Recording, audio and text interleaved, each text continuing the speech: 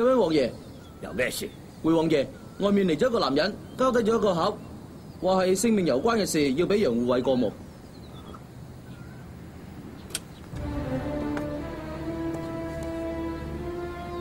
呢隻鞋好似係少奇嘅，點解會喺度？唔係少奇嘅。二叔，發生咗咩事啊？少奇咧？楊玉乾，你到底係俾定唔俾㗎？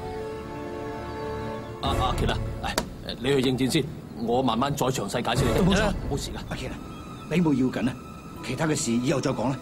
係咯，係咯。